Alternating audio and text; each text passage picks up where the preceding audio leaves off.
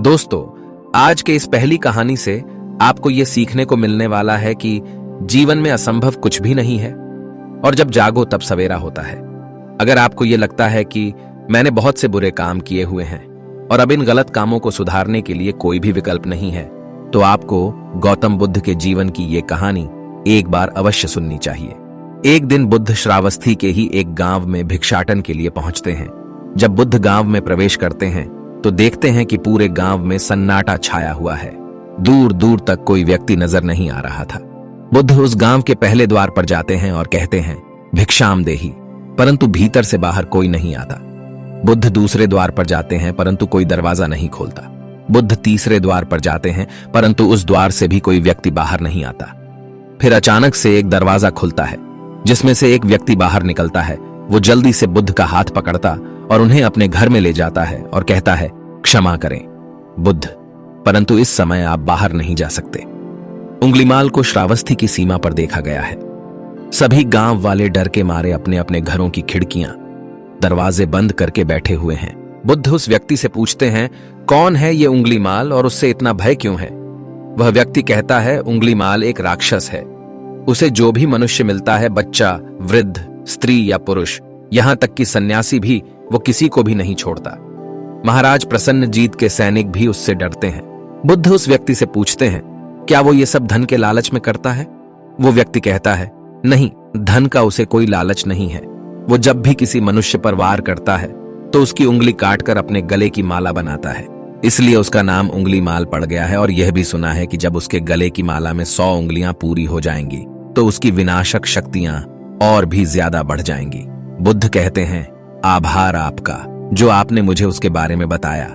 फिर वो व्यक्ति बुद्ध से कहता है कि कृपा कर आप बाहर न जाइए, क्योंकि वो आप पर भी वार कर सकता है। बुद्ध कहते हैं, भय से अपनी राह छोड़ दो, ऐसा मैंने कभी नहीं किया। मुझे भिक्षा मांगता देख जन जन के हृदय में उंगलीमाल का भय कम होगा।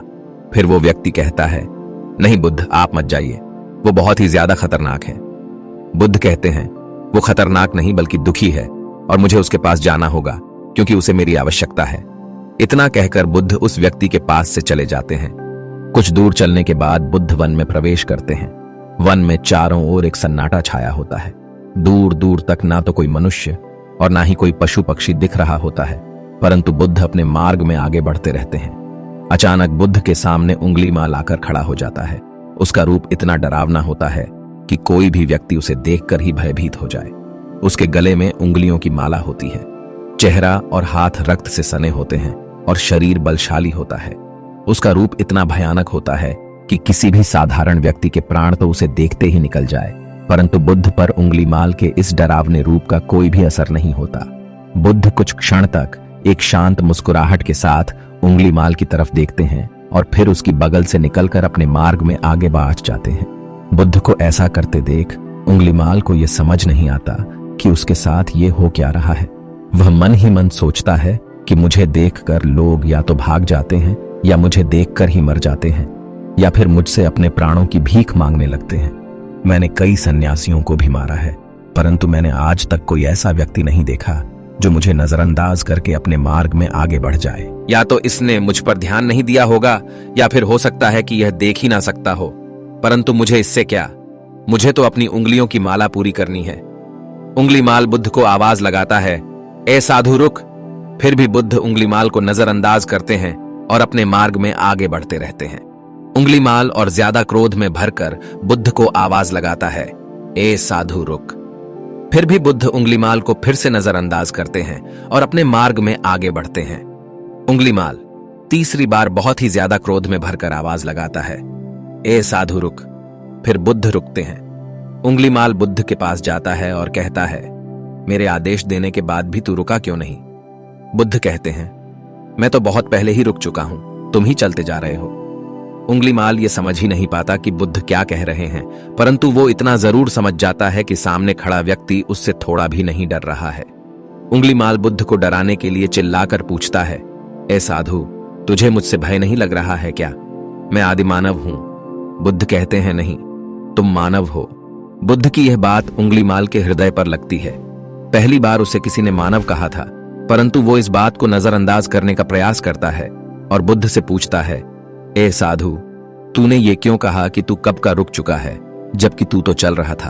और तूने ये क्यों कहा कि मैं नहीं रुका? बुद्ध कहते हैं, मैं बहुत पहले ही रुक चुका हूं, यानी मैंने ऐसे सारे बुरे कृत्य करना पहले ही छोड़ दिया है जिससे किसी भी व्यक्ति को कष्ट पहुंच सकते हैं। सब जीना चाहते हैं, बस तुम उन्हें करुणा से देखने का प्रयास करो।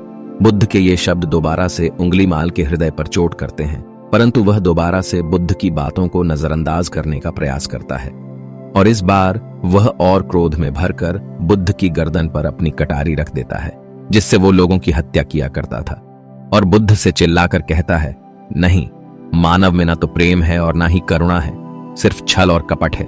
इसलिए मैं सबकी हत्या करूंगा और किसी को जीवित नहीं छोड़ूंगा। बुद्ध कहते हैं, तुम्हें लोगों ने बहुत दुख दिया है उंगलीमाल। क्रूरता मनुष्य अज्ञान के कारण ही करता है। ईर्ष्या, द्वेष, मोह, माया, ये सभी अज्ञान की ही संतानें हैं, परंतु वो व्यक्ति ही है जिसमें दया, करुणा, सद्भाव और समझ का उदय भी होता है। उंगलीमाल, यदि इस जीवन में क्रूर और निष्ठुर लोग हैं तो दयावान भी हैं। बस तुम्हें अपनी आंखों से इस अंधेपन की इस पट्टी को हटाना होगा जो तुम्हें केवल बुराई ही दिखा रही है। तीसरी बार बुद्ध के शब्दों को सुन उंगलीमाल का खुद पर से संयम हट जाता है। उसे समझ नहीं आता कि पहली बार उसे अपना आपा इतना कमजोर क्यों महसूस हो रहा है। वह कोशिश तो करता है क्रोध करने की, परंतु कर नहीं पाता। वो बड़ी हिम्मत जुटाकर क्रोधित होने का नाटक करके बुद्ध से कहता है, तुम और व्यक्तियों जैसे नहीं हो। बुद्ध कहते हैं, मैं हर व्यक्ति जैसा ही हूं, बस जागृत हूं और यह सिद्ध कर रहा हूं कि हर व्यक्ति में जागने की क्षमता है। मेरा मार्ग क्रूरता को दया में परिवर्तित करता है। उंगलीमाल, तुम अनजाने में घृणा के पथ पर हो, बस इस क्षण रुक जाओ। तुम्हारे भीतर भी एक क्षमता है कि तुम दया और करुणा के पथ पर चल सको। इतना सुनते ही उंगलीमाल के हाथ से कटारी जमीन पर गिर जाती है और उसकी आंखों से आंसू बहने लगते हैं। भला कोई कब तक बुद्ध को अनदेखा करेगा?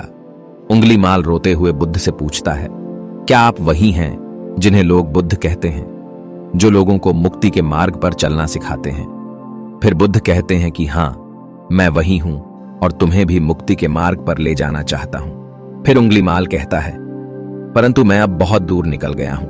मैंने बहुत हत्याएं करी हैं और बहुत पाप करे हैं। मैं अब चाहकर भी वापस नहीं लौट सकता और मेरा वापस लौटना अब असंभव है। बुद्ध कहते हैं, असंभव कुछ भी नहीं, जब जागो तभी सवेरा। उंगलीमाल कहता है, मैं अब पुनः जीवन की ओर नहीं मोड़ सकता, बहुत देर हो चुकी है। बुद्ध कहते हैं, तुम में इतनी चेतना है कि तुम जानते हो कि जो तुमने अब तक किया वह बुरा था। इसका अर्थ यह है कि तुम जानते हो कि क्या अच्छा है और क्या बुरा है।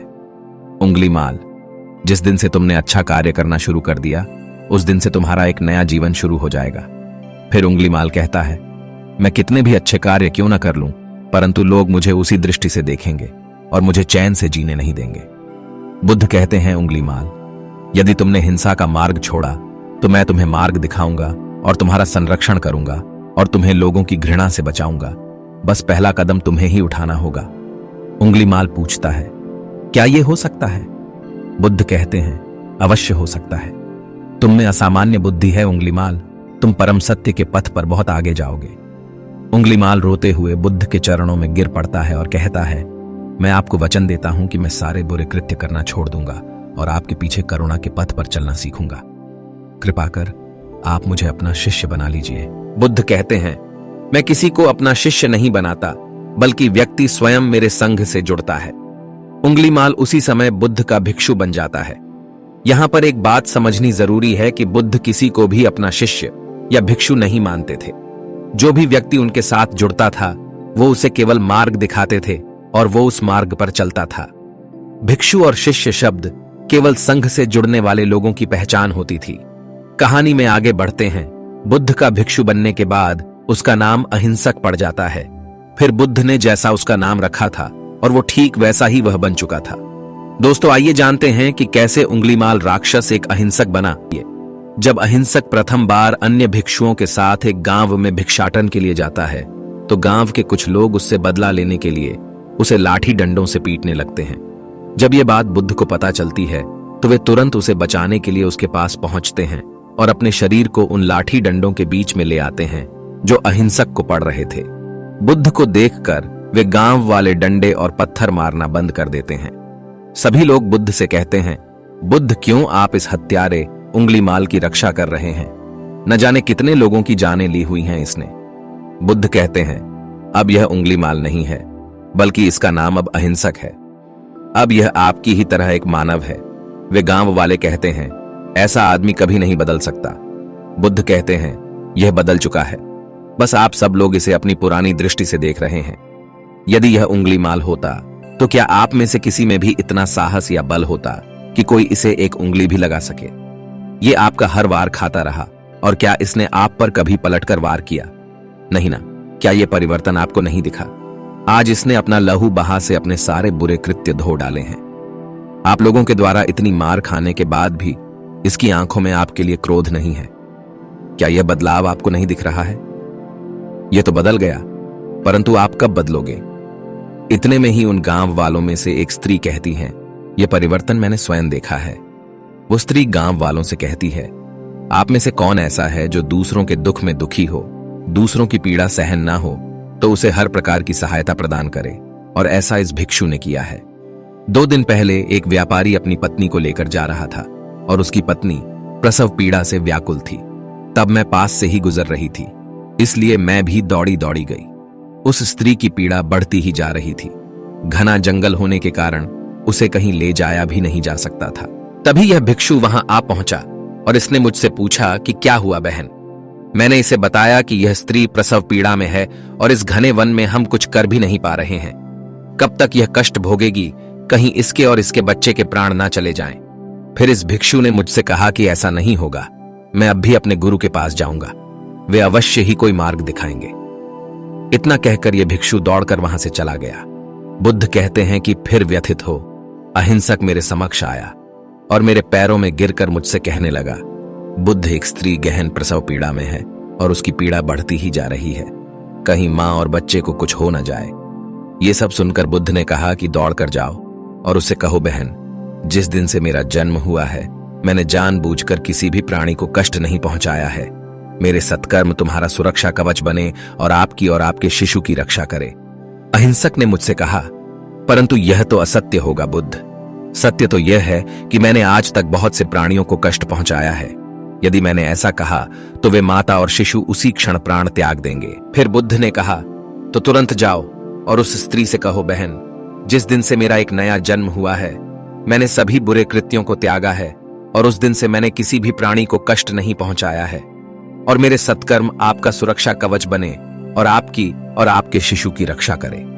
फिर अहिंसक ने बुद्ध से पूछा कि क्या मेरे सत्कर्म उन्हें बचा लेंगे?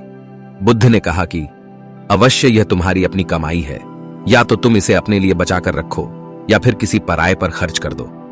अपने कमाए सत्कर्म को किसी पराये पर न्योछावर करने से पहले अहिंसक ने एक क्षण नहीं सोचा और वो उसी समय उस स्त्री और उसके शिशु की जान बचाने के लिए वहां चला आया। वह स्त्री कहती है कि हाँ, यह भिक्षु दौड़कर वहां आया और अभी भी वो स्त्री गहन पीड़ा से जूझ रही थी।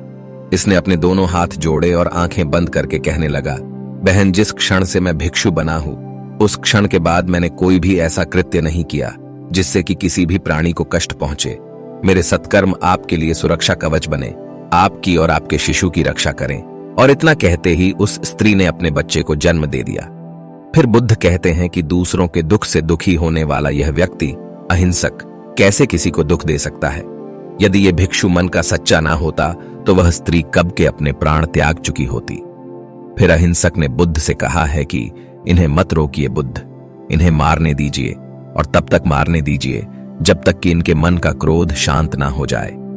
फिर बुद्ध अहिंसक से कहते हैं, कर्म और गुणों के भंडार हो तुम, आज तुमने अपने नाम अहिंसक को सिद्ध कर दिया है। बुद्ध और उस स्त्री की बात सुन वे सभी गांव वाले कहते हैं, आप सही कह रहे हैं बुद्ध, अहिंसक बदल चुका है और हमसे ही देखने में भूल हो गई थी। लोग सोचते हैं कि उन्होंने बहुत सारे गलत काम किए हुए हैं, अब इन गलत कामों को सुधारने के लिए कोई भी विकल्प नहीं है। इस पर गौतम बुद्ध कहते हैं कि चाहे आपने अब तक कितने भी बुरे काम क्यों न किए हुए होंगे, लेकिन अगर आप एक विचार को अपने मन में लाते हैं कि अब मुझे कुछ सही करना है, तो वही विचार आपके रूपांतरण का कारण बन सकता है। पर सबसे जरूरी बात यह है कि क्या आप पहला कदम उठाने के लिए तैयार है? दोस्तों, यह कहानी आपको कैसी लगी नीचे कमेंट बॉक्स में कमेंट करके जरूर बताएं।